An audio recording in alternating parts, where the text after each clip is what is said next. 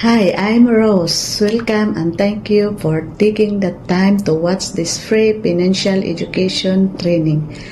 Una sa lahat, gusto kong sabihin na hindi ito sales presentation, hindi rin ito tungkol sa pagbibinta ng kahit anong product. Ang purpose ng training na ito ay para matulungan kang magkaroon ng mas malinaw na understanding tungkol sa financial planning at kung paano ka makagawa ng mas magandang financial decision para sa sarili mo at sa pamilya mo. Kahit aminin natin, karamihan sa atin hindi naman naturuan tungkol sa pera noong nasa school pa tayo. Tinuruan tayo kung paano mag-aral, tinuruan tayo kung paano magtrabaho, pero bihira tayong naturuan kung paano mag-manage ng pera, paano mag-ipon ng tama, paano maghanda para sa emergencies at paano para sa future. Kaya minsan kahit gaano tayo kasipag, parang kulang pa rin. May trabaho naman pero walang ipon. May income naman pero laging nauubos. May pangarap naman pero hindi alam kung paano simulan. Kung nakaka-relate ka, don't worry, hindi ka nag-iisa. Sa totoo lang, maraming Pilipino ang nasa parehong sitwasyon. At ang magandang balita, may paraan para sa magiging maayos ang financial future mo. Pero bago natin pag-usapan iyon, gusto kong itanong sa iyo, kapag may emergency bukas, handa ba ang finances mo? Kapag may biglang gastusin, may nakalaan ka bang pundo? Kapag dumating ang retirement years mo, may plano ka na ba? At kung may nangyari sa iyo, financially protected ba ang pamilya mo? Minsan, mahirap sagutin ang mga tanong na ito. At okay lang yun. Kasi karamihan sa atin hindi talaga nagkaroon ng pagkakataon na gumawa ng malinaw na financial plan. Ang problema kasi, maraming tao ang nakapokus lang sa income.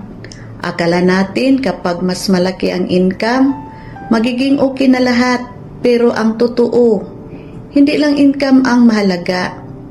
Mas importante kung paano mo minamanage, pinoprotektahan at pinapalago ang pirang pinaghihirapan mo. Think of it this way. Parang bahay ang financial future natin.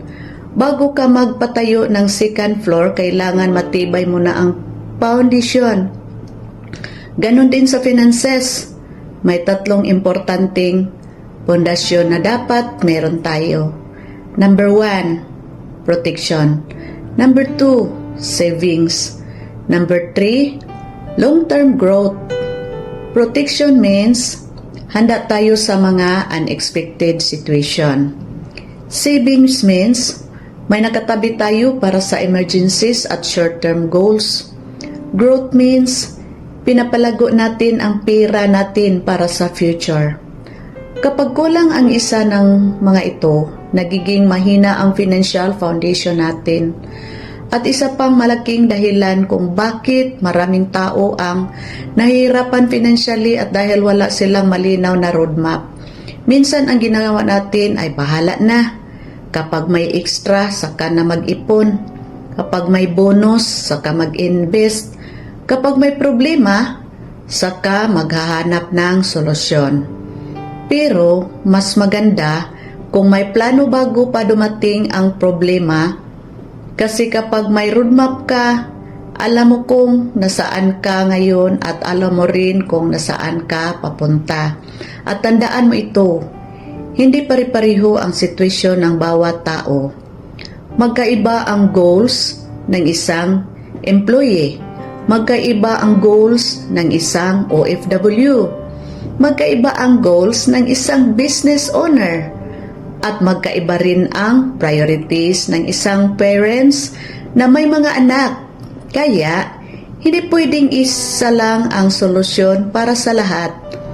Dapat nakabi sa age mo, sa income mo, sa goals mo, sa responsibilities mo, at sa future plans mo.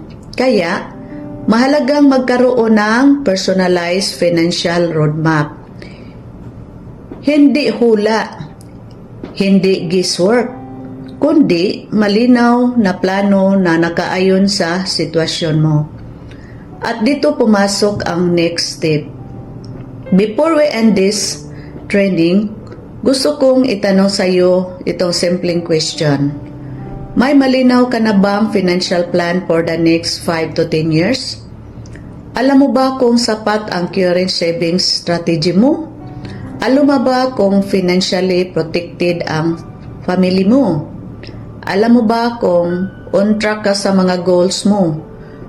Kung ang sagot mo ay hindi pa o hindi ako sure, okay lang yun. Actually, yun mismo ang dahilan kung bakit nag-o-offer kami ng free financial consultation. Sa consultation na ito, tulungan ka na ma-review ang current financial situation mo, ma-identify ang possible gaps sa financial plan mo, maunawaan ang iba't ibang options available sa iyo, makagawa ng simple at personalized financial roadmap.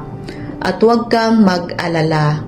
Walang pressure, walang obligasyon, at walang pilitan.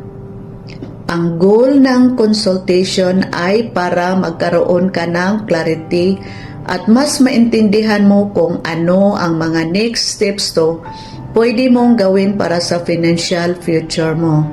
So kung seryoso ka sa pag-improve ng financial situation mo at gusto mong magkaroon ng personalized financial roadmap, simple lang ang next steps. Click mo lang ang button sa ibaba, check if qualify. Pagkatapos, sagutan ang maikling qualification form. Piliin kung gusto mo ng online consultation, via Zoom or Google Meet or in-person consultation sa office. Pumili ka na.